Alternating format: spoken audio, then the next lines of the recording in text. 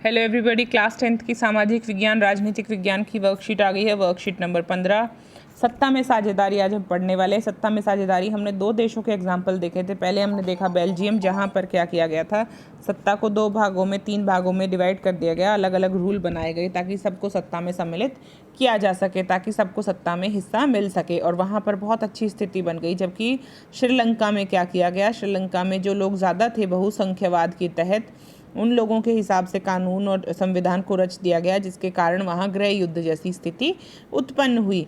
अब हम आते हैं बेल्जियम और श्रीलंका के उदाहरणों से हमने सत्ता में साझेदारी के दो भिन्न रूपों को देखा। बेल्जियम में संविधान संशोधन के माध्यम से विभिन्न समुदायों को सत्ता में साझेदार बनाया गया ताकि वहां होने वाले आपसी टकराहट को रोका जा सके। श्रीलंका में 1956 के कानून द्वारा बहुसंख्यकवाद को, यानी कि जो लोग ज़्यादा थे उन्हीं के हिसाब से कानून बनाकर को बढ़ावा दिया गया, जिस कारण वहाँ तमिल बेगानापन महसूस करने लगे और वहाँ गृह युद्ध छिड़ गया। इसलिए सत्ता में साझेदारी हमेशा ज़रूरी है। सत्ता की साझेदारी के पक्ष में निम्नलिखित तर्क दिए जा सकते हैं। क्यों चाहिए हमें सत्ता में साझेदारी, इस बारे में निम्नलिखित बातें कही जा सकती हैं।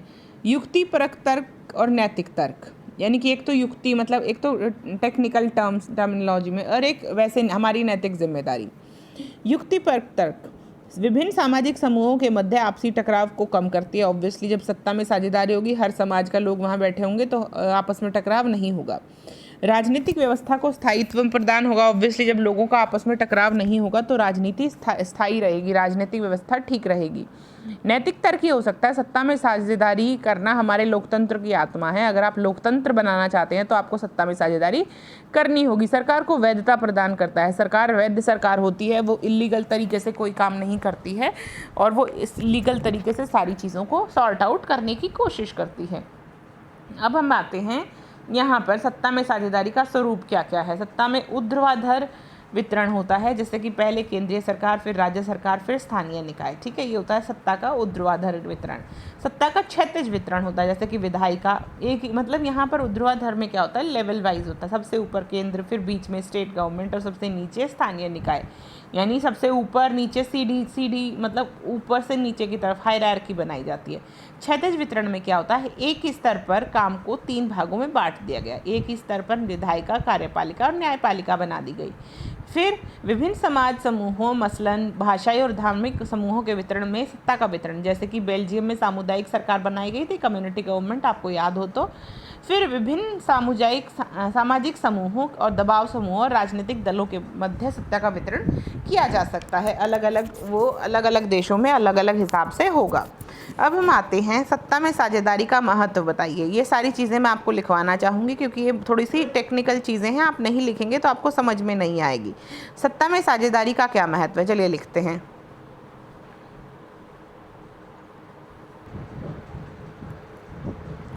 चलिए बच्चों, क्वेश्चन आंसर लिखना शुरू करते हैं। पहला प्रश्न है, सत्ता में साझेदारी की आवश्यकता क्या है। सत्ता में साझेदारी की क्या आवश्यकता है, क्या महत्व है, चलिए लिखते हैं। समाज में, हिंदी कर देती हूँ बच्चे,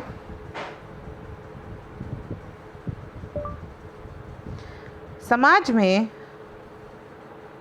सद्भाव और शांति बनाए रखने के लिए सत्ता में साझेदारी ज़रूरी है।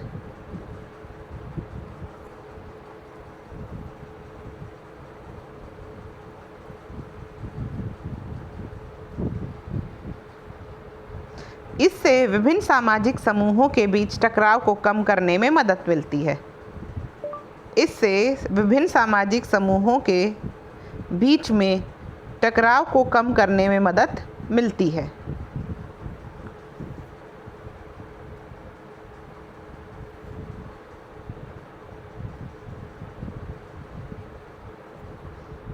किसी भी समाज में बहुसंख्यक के आतंक का खतरा बना रहता है। बहुसंख्यक का आतंक न केवल अल्पसंख्यक समूह को तबाह करता है, बल्कि खुद को भी और समाज को भी तबाह करता है। सत्ता की साझेदारी के माध्यम से बहुसंख्यक के आतंक से बचा जा सकता है। लोगों की आवाज़ ही लोकतांत्रिक सरकार की नींव होती है। इसलिए यह कहा जा सकता है कि लोकतंत्र की आत्मा का सम्मान रखने के लिए सत्ता की साझेदारी बेहद आवश्यक है। सत्ता की साझेदारी के दो कारण होते हैं, एक होता है सामाजिक कारण और एक होता है नैतिक कारण। सत्ता की साझेदारी का समझदारी भाग कारण यह है कि समाज में टकराव और बहुसंख्यक के आतंक को रोकना।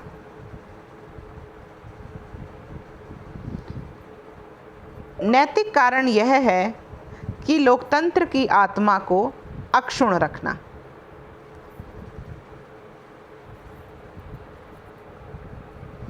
देखिए यहाँ पर लिखवा दिया बेटा मैंने, सत्ता के साझेदारी का महत्व क्या होता है। सत्ता की साझेदारी का महत्व क्या होता है, यहाँ पर अक्षुण्ण लिखवाना चाहती थी मैं।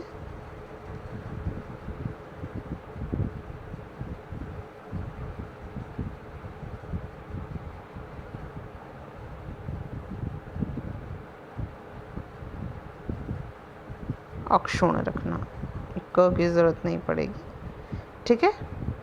सामाजिक दो कारण होते हैं,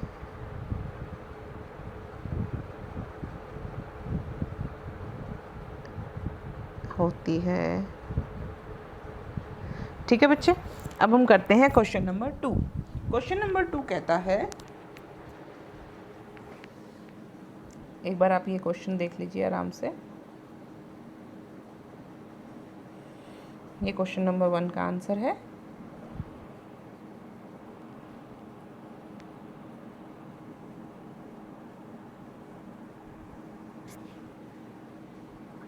अगला क्वेश्चन करते हैं बच्चे।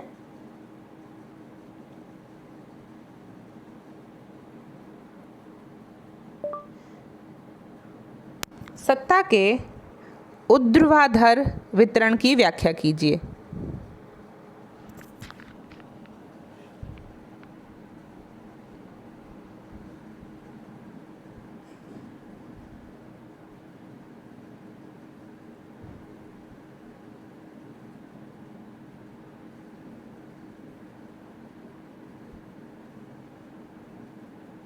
इसको ठीक करके आप लिख लीजिएगा, क्योंकि इसमें ऐसी तरह लिखा जा रहा है।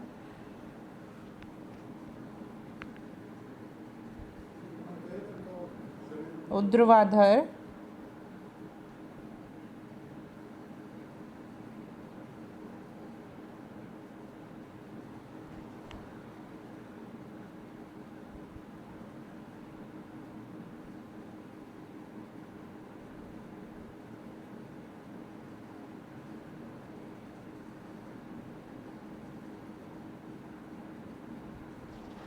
चलिए बच्चे,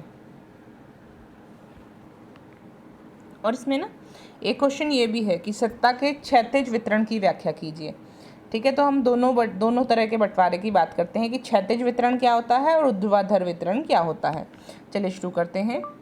सरकार के एक स्तर पर सत्ता के ऐसे बंटवारे को हम क्षैतिज वितरण कहते हैं, जहां पर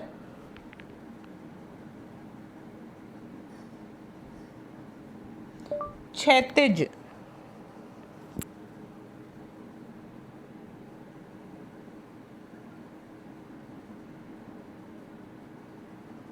दोबारा लिखवाते हैं। सरकार के एक स्तर पर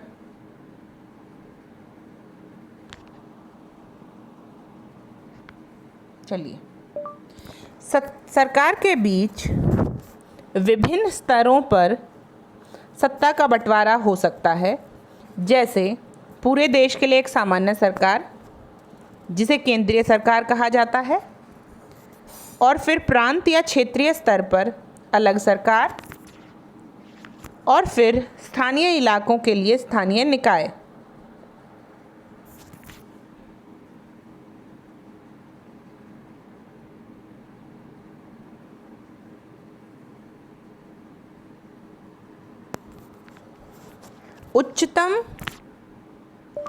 उच्चतम और निम्नतम स्तर की सरकारों के बीच सत्ता के ऐसे बंटवारे को ऊर्ध्वाधर वितरण कहते हैं। ठीक है बच्चे, तो यहाँ पर जो वितरण है आप समझ गए होंगे। यहाँ पर वितरण है किस तरीके से, सबसे ऊपर बड़ी सरकार, फिर नीचे और सरकार, फिर नीचे और सरकार, एक स्टेप वाइज जो वितरण होता है उसको हम ऊर्ध्वाधर वितरण कहते हैं। अब हम करते हैं सरकार का क्षैतिज वितरण। सरकार का क्षैतिज वितरण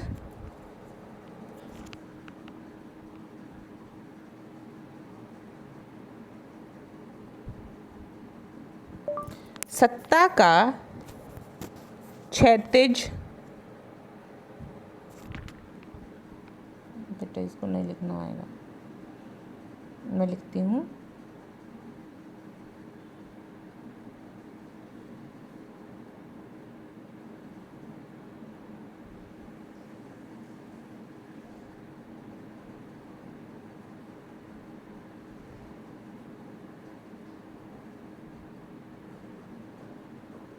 क्षैतिज वितरण। अब हम देखते हैं सत्ता का क्षैतिज वितरण किसे कहते हैं। बेटा एक ही स्तर पर, जब एक ही स्तर पर क्या होता है, एक ही स्तर पर है सरकारें, ऊपर नीचे नहीं है। ऊर्ध्वाधर वितरण में क्या था, ऊपर बड़ी सरकार थी, फिर छोटी सरकारें थी, लेकिन सत्ता का क्षैतिज वितरण तब होता है जब एक ही स्तर पर अलग अलग डिपार्टमेंट बनाकर उनसे काम करवाया जाता है। देखिए, शासन के विभिन्न अंग जैसे विधायिका, कार्यपालिका और न्यायपालिका के बीच सत्ता का बंटवारा होना क्षैतिज वितरण कहलाता है, क्योंकि इसमें सरकार के विभिन्न अंग एक ही स्तर पर रहकर अपनी अपनी शक्ति का उपयोग करते हैं।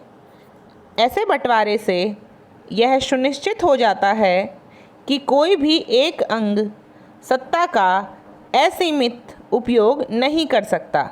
हर अंग दूसरे पर अंकुश रखता है। इसमें विभिन्न संस्थाओं के बीच सत्ता का संतुलन बना रहता है।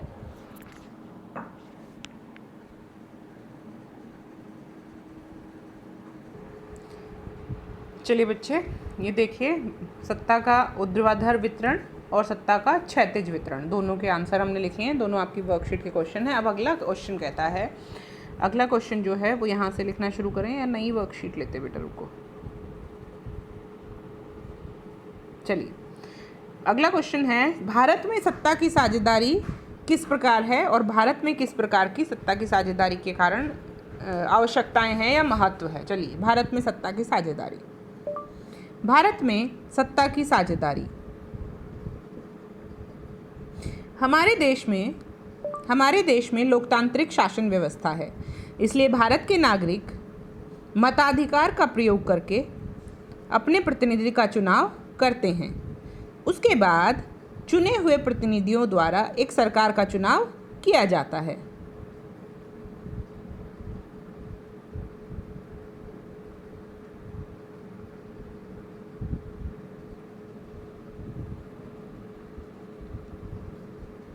फिर चुनी हुई सरकार विभिन्न कर्तव्यों का पालन करती है, जैसे शासन चलाना, नियम बनाना, नियमों में संशोधन करना इत्यादि।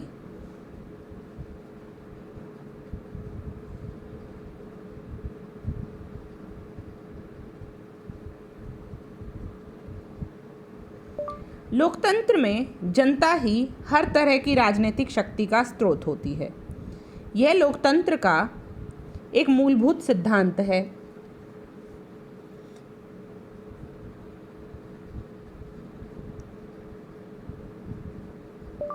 लोकतांत्रिक शासन व्यवस्था में लोग स्वराज की संस्थाओं द्वारा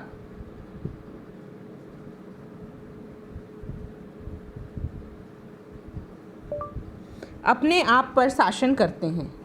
ऐसी व्यवस्था में समाज के विभिन्न समूहों और मतों को उचित सम्मान मिलता है।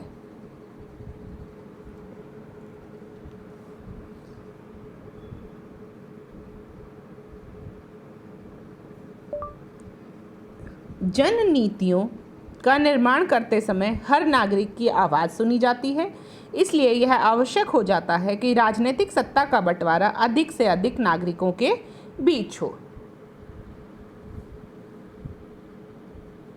चलिए ये थे बेटा आज के क्वेश्चन आंसर। आपके सारे क्वेश्चन आंसर्स हमने अटेम्प्ट किए हैं। भारत में सत्ता की साझेदारी आपका आखिरी प्रश्न था। आई होप आपकी वर्कशीट क्लियर हो गई है। अगर कोई डाउट हो तो प्लीज़ कमेंट कीजिएगा। तब तक मिलते हैं अगली वर्कशीट के साथ। बाय बच्चों। अगर आपने चैनल को सब्सक्राइब नहीं किया है तो प्लीज़ सब्सक्राइब कर लीजिए। अगर सब्सक्राइब कर लिया है तो please keep sharing, commenting and liking the videos. Bye, take care.